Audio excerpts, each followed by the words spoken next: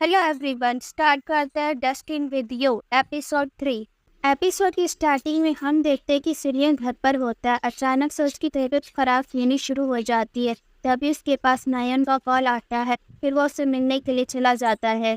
तभी हम उस सीन को देखते हैं जो हमने प्रीवियस एपिसोड में देखा था। सीनियर कार चला रहा था, तभी अचानक से उसकी तबीयत खराब होना शुरू हो जाती है और लाल हाथ उस पर हावी पड़ जाता है, जिस वजह से उसका बैलेंस बिगड़ जाता है और उसकी कार का एक्सीडेंट हो जाता है। अगले सीन में देखते हैं कि नायन एक बार में होती है। तभी शिन्यो किसी तरह वहाँ पहुँच जाता है। नायन उससे बोलती है कि तुम इतनी देर से क्यों आ रही हो। तभी शिन्यो कहते हैं कि मेरी कार का छोटा सा एक्सीडेंट हो गया था, तो मैं अपनी कार रिपेयर करने के लिए दी और कैब लेकर इधर आ गया। फिर नायन कहती है फिर तुम यहाँ क्यों आई, तुम्हें तो पहले हॉस्पिटल जाना चाहिए था, चलो हम पहले हॉस्पिटल चलते हैं। फिर सीनियर कहता है कि मैं बिल्कुल ठीक हूँ। फिर नायन कहती तुम ठीक कैसे हो सकते हो, तुम्हारा अभी अभी एक्सीडेंट हुआ है, इससे तुम्हें और भी बीमारी लग सकती है और बाद में इस बीमारी का यूज़ तुम मुझसे दूर रहने के लिए करोगे और मुझे इन बातों से नफरत है। बाद में नायन आ आती है। सीनियर भी उसके पीछे आता है और उसे कह रहा था कि ऐसा कुछ नहीं है। नायन कहती है उसकी दोस्त की शादी होने वाली थी, उसने मुझे गुलदस्ता पकड़ने के लिए कहा था और इसी वजह से मैं शराब पी रही थी। फिर सुनिए उससे कहते कि मैं तुमसे एक बात पूछना चाहता था कि तुम ब्रेकअप की बात कर रही हो। तो फिर नायन पूछती तो फिर ये क्या है। अब सीनियो कहता है कि अभी कुछ है जिसके बारे में मुझे जानना है और ये मुझे अकेले ही करना होगा, क्या तुम थोड़ा और वेट कर सकती हो। दूसरी तरफ होंजो को दिखाया जाता है जिसने लव पोशन तैयार कर लिया और नेक्स्ट डे वो उसे ऑफिस में लेकर आ जाती है। फिर होंजन मीटिंग रूम में जाती है और जैक्यूम का टेबल ढूंढती है और वहाँ पे रखी ग्लास में लव पोशन डाल देती है। फिर होंजन बाहर खड़े होकर देख रही होती है कि वो पीने वाला है क्या नहीं, और जैसे ही वो ग्लास उठाता है तभी होंजू को उसके बॉस का कॉल आ जाता है। अब उसका बॉस बोलता है जो तुमने बास्केट लगाई थी वो सारी टूट गई है और उसे मेयर ने भी देखा है, जाके उसे ठीक करके आओ। फिर वो भागकर उस बास्केट के पास जाती है और देखती है वो सारे टूटे हुए हैं और उन्हें देखकर वो दुखी हो जाती है। अब वो अपना दुखड़ा सुनाने शिंजू के पास जाती है और उससे बोलती पता नहीं किस पागल ने हमारे लगाए हुए बास्केट तोड़ दी, अब मैं क्या करूँ। दोस्तों आपको एक फनी बात बताऊँ, शिन्यो ने ही इन बास्केट को तोड़ा है जब उसके कार का एक्सीडेंट हुआ था। उसके बाद शिन्यो कहते हैं कि तुम कुछ मत करो, सारा काम इंश्योरेंस कंपनी संभाल लेगी। ये सुनकर होंजो गुस्सा करने लगती है, मैं उस आदमी को छोड़ूंगी नहीं, उस पर केस करूंगी, उसे पाताल से ही ढूंढ कर ले आऊंगी। फिर शिन्यो बोलता है ब्रेक फेल हो गए थे। फिर होंजो और गुस्सा करने लग जाती है और कहती है तुम हमारे लॉयर होकर उसकी साइड कैसे ले सकते हो, क्या तुमने उसे देखा है, क्या उसने तुम्हें बताया है, क्या तुम उससे मिले। तभी शिन्यो कहते तुम भी उससे इस वक्त मिल रही हो। ये सुनकर होंजो शॉक हो जाती है। तभी शिन्यो कन्फ्रेस करता है कि हाँ उसी ने वो बास्केट तोड़ी है। फिर होंजो उससे पूछती तुमने ऐसा क्यों किया। फिर शिन्यो कहते तुम्हें ये पूछना चाहिए कि मैं ठीक हूँ कि नहीं, तुम कैसे इंसान हो, तुम्हें अपनी बास्केट की पड़ी है। इसके बाद होंजो बोलती है कि तुम किसी काम के नहीं, ये बोलकर वो जाने लगती है। तभी उसे शिंजू रोकता है और कहते हैं जाकर छुट्टी के लिए अप्लाई करो और 10 मिनट में आकर मुझे पार्किंग लॉट पर मिलो, हम कहीं ट्रिप पे घूमने जा रहे हैं।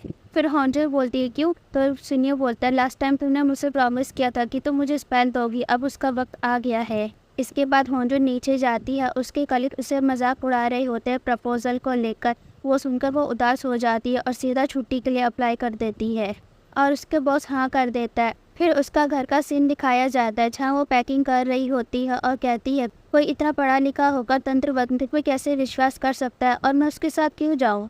तभी शिन्यो बोलता है अगर तुम्हें कोई बॉयफ्रेंड मिले तो तुम्हें मुझे थैंक यू बोलना चाहिए, और वो उसी बुक को पढ़ रहा होता है। तब होंजो बोलती है कि तुम क्या कर रहे हो। तभी शिन्यो बोलता है तुम भी तो तंत्र मंत्र में विश्वास करती, तभी तो तुमने लव स्पेल का इस्तेमाल कर रखा है। ये सुनकर होंजो उससे बुक छीनने लगती है और इस छीना झपटी में दोनों ही सोफे पर गिर जाते हैं। और जब होंजो उसके ऊपर गिरती है तो शिन्यो का दिल जोरों से धड़कने लगता है और इसी बीच होंजो उससे बुक छीन लेती है। फिर शिन्यो बोलता है वो बहुत कीमती है, तुम इसे वुडन बॉक्स में वापस रख दो। फिर होंजो अपना सामान पैक कर लेती है और अगले सीन में हमें दिखाया जाता है वो ट्रिप के लिए कार में जा रहे होते हैं। वही जैकिम कॉल करता है होंजो की कलीग्स को मिलने के लिए, और जब वो दोनों कलीग उसके पास आती हैं तो जैकिम बोलता है तुम दोनों ही हो जिन्होंने वो वीडियोस बनाई है और फैलाई है। तभी उनमें से एक लड़की कहती है कि हमने वीडियो बनाई है पर फैलाई नहीं है। तो जैकिम बोलता है तुम्हें पता नहीं ये कानूनी अपराध है।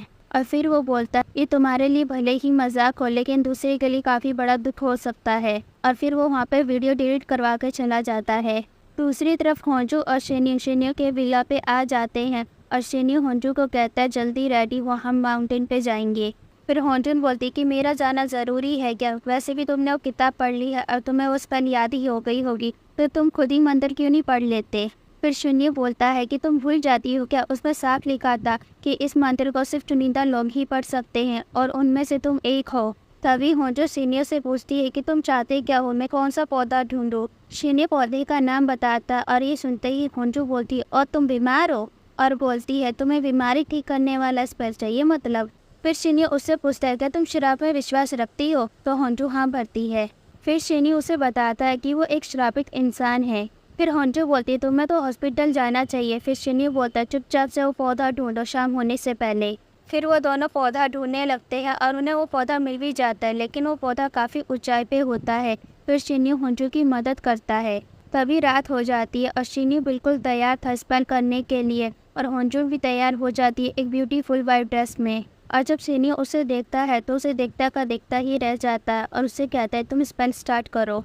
फिर होंजू जैसा जैसा किताब में लिखा था वैसा वैसा करने लगती है और शिन्यू के हाथ में लाइक लिख देती है। फिर होंजू उससे पूछती है कि तुम्हें कैसा लग रहा है। शिन्यू कहता है कि मेरा दिल जोर जोर से धड़क रहा है, और ये कहकर उससे कहता है कि तुम अंदर जाओ। होंजू मना करती है और कहती है कि मुझे भी देखना है कि क्या होगा। तभी शिन्यू वहाँ से उठता है और उसे चिल्ला के कहता है क्या तुम अंदर नहीं जा सकती हो। ये सुनकर होंजू बोलती है कि मैं इतनी दूर से तुम्हारे लिए यहाँ आई और स्पेल कास्ट किया और ये अजीब सी ड्रेस पहनी और तुम मुझ पर ही चिल्ला रही हो। फिर शिन्यू कहता है ये अजीब सी ड्रेस है, तुम इसमें बहुत सुंदर लग रही है। ये सुनकर होंजू शर्माने लगती है। फिर सीन कट होता और हमें सोता हुआ शिन्यू दिखाया जाता। उसे सपने में एक छोटी बच्ची दिखती है जो फूल तोड़ रही होती है और उसकी मदद एक लड़का कर रहा होता है। ये देखकर शिन्यू की नींद खुल जाती है। फिर से सीन कट होता और इस बार हमें सुबह का सीन दिखाया जाता है। फिर होंजू शिन्यू से बोलती है वाह तुम बड़े हेल्दी लग रहे हो। फिर शिन्यू उससे बोलता है जल्दी से रेडी हो जा, हम वापस जा रहे हैं। फिर होंजू बोलती है अभी अभी तो हम आए हैं, इतनी जल्दी वापस भी जा रहे हैं। फिर शिन्यू बोलता है कल रात को मैं ढंग से नहीं सो पाया, मुझे बहुत ही बुरा सपना आया और जब से ये स्पेल कास्ट हुई है मेरी तबीयत और भी ख़राब होने लगी है। फिर होंजू बोलती है कि मुझे नहीं पता कि तुम्हें कौन सी बीमारी है, लेकिन वो धीरे धीरे पक्का ठीक हो जाएगी। और जैसे ही वो जाने लगती है तभी उसे जैक्यूम का कॉल आता है और वो उससे पूछती है कि आपने मुझे फ़ोन क्यों किया। तब जैक्यूम बोलता है क्या तुम उस वीडियो की वजह से आज ऑफिस नहीं आई। फिर होंजू बोलती है नहीं, मैं अपने पर्सनल काम की वजह से नहीं आई। फिर जैक्यूम बोलता है कि मुझे तुम्हारी चिंता हो रही थी, क्या हम कल मिल सकते हैं, मैं तुम्हें टाइमिंग और जगह मैसेज कर दूंगा। इस सुनकर होंजू कहने लगती है वाह लव स्पेल काम कर रहा है। फिर होंजू सीनियर से कहती है देखो अगर मेरा लव वाला स्पेल काम कर गया तो तुम्हारा डिजीज वाला स्पेल भी ज़रूर काम कर जाएगा और तुम बिल्कुल ठीक हो जाओगे। इसके बाद वो वहाँ से चले जाते हैं। नेक्स्ट डे हमें होंजू दिखाई जाती है जो अपनी बोतल ढूंढ रही होती है। तभी मिस्टर होंग वहाँ आते हैं और उसे उसकी बोतल दिखाते हैं और उससे पूछती है कि आपको ये कहाँ मिली।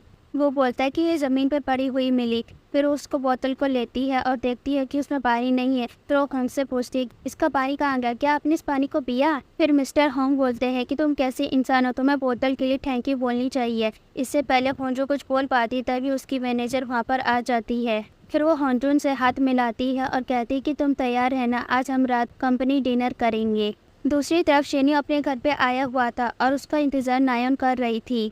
फिर वो दोनों अंदर आ जाते हैं और नायन उसका सामान खोलने लगती है। तभी शेन्यू बोलता है शायद से हमें सब कुछ बंद कर देना चाहिए। तभी नायन बोलती तुम्हारा मतलब हमें डेटिंग बंद करके शादी कर लेनी चाहिए। फिर शेन्यू कोई जवाब नहीं देता। फिर नायन बोलती है कोई रीज़न तो दो, बिना रीज़न के मैं इसे एक्सेप्ट नहीं कर सकती।